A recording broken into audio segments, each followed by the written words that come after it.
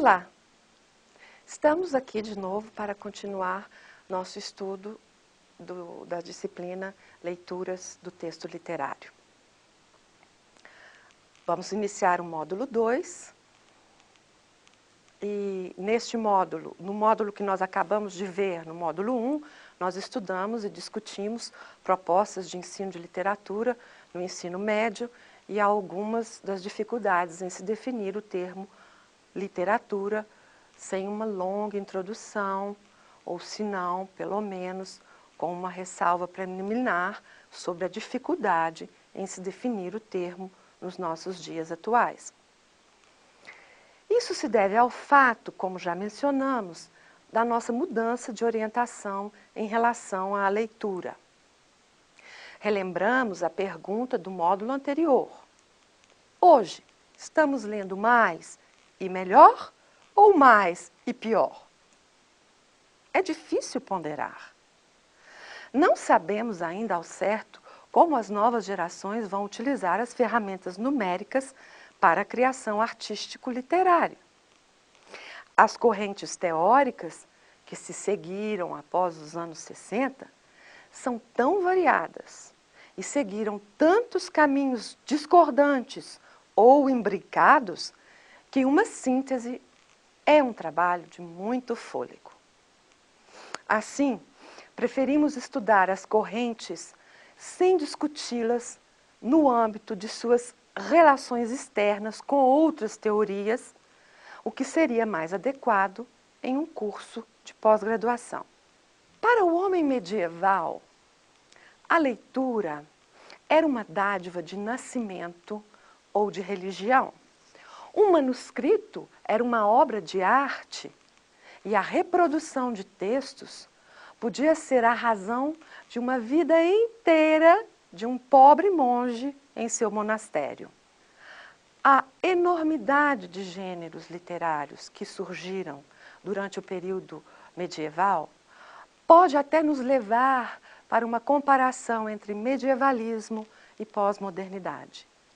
Pois, assim como naquela época, estamos passando de um momento civilizatório para outro. Esta pode ser uma explicação inicial para tantos novos gêneros que surgem no embate entre o mundo que vai sendo transformado e deixando de existir para outro que surgirá, mas que ainda não tem os seus contornos definidos de maneira a nos deixar ver com clareza todas as suas fronteiras. Pela primeira vez na humanidade, estamos experimentando a virtualidade numérica. A comunicação escrita através de milênios na nossa civilização humana ocidental e oriental nunca passou por esta etapa. Gosto de ressaltar este elemento da pós-modernidade, pois sabemos o quanto a história se repete ao longo das eras, sobretudo quando nos interessamos pelo mundo antigo e pela arqueologia. Padrões de comportamento humano e de comunicação estão mudando.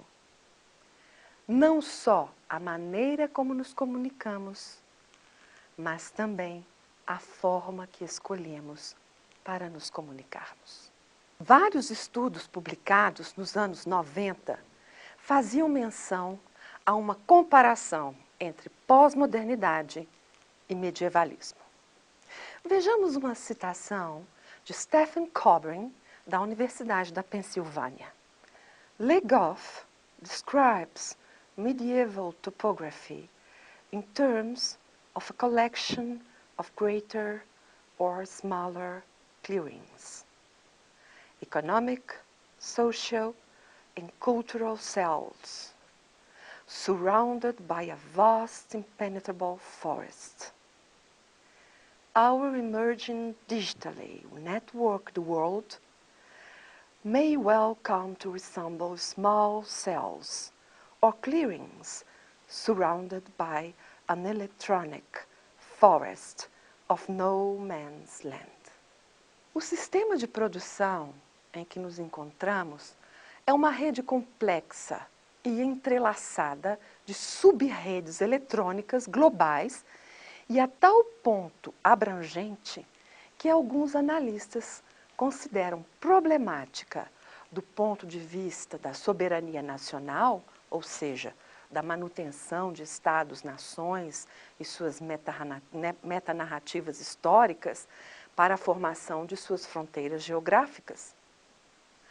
Questões de ordem muito mais grave estão surgindo agora e que se referem à manutenção de segurança nacional, pois essas novas redes de produção estão gerando uma problemática situação para a soberania das nações, fruto de uma globalização não só econômica, mas que vai muito mais além disso, no que Cobrin define como operações geográficas coordenadas e dispersas. Coordination of Geographically Dispersed Operations. Esta nova condição de enfrentamento ou de possíveis enfrentamentos virtuais, de alguma forma, estão sendo simbolizados, no meu entender, pela explosão de filmes de temática medieval que tivemos nos últimos anos. Como se todos nós estivéssemos fadados a nos encontrarmos perante uma batalha final, ou talvez na defesa de algum reino virtual, como aqueles cenários virtuais que nossas crianças estão habituadas a ver nos jogos de videogame.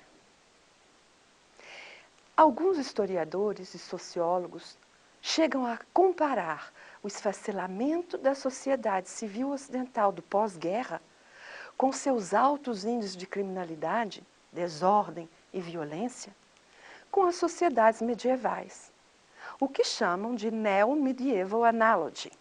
Os guetos e as zonas militarizadas, assim como cinturões de pobreza em torno de centros urbanos, podem ser metaforizados a partir da imagem medieval de feudos, com seus castelos e suas intricadas redes de poder e militarização, ao mesmo tempo em que as fronteiras nacionais estabelecidas no século XVIII já não correspondem às fronteiras geopolíticas de hoje.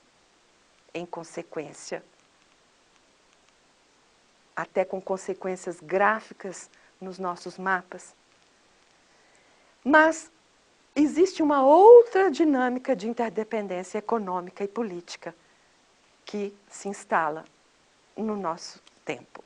Essa situação está sendo profetizada desde os anos 90 e estamos constatando, pouco a pouco, ou talvez rapidamente demais, que as cadeias semióticas também estão se intercambiando e alterando nossa imagem de nós mesmos, como também nossa maneira de nos comunicarmos.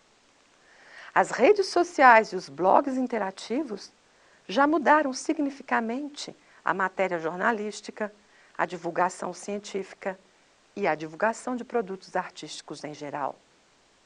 E para onde vai a literatura? Quais são os novos parâmetros? Antes de discutirmos propriamente nossas impressões sobre essas mudanças oriundas da globalização econômica e das novas tecnologias e de seu impacto na produção literária de nosso tempo, vamos estudar as principais correntes teóricas que se instalaram no cotidiano da Academia de Letras. Estudaremos, então, os principais conceitos construídos no interior destas teorizações.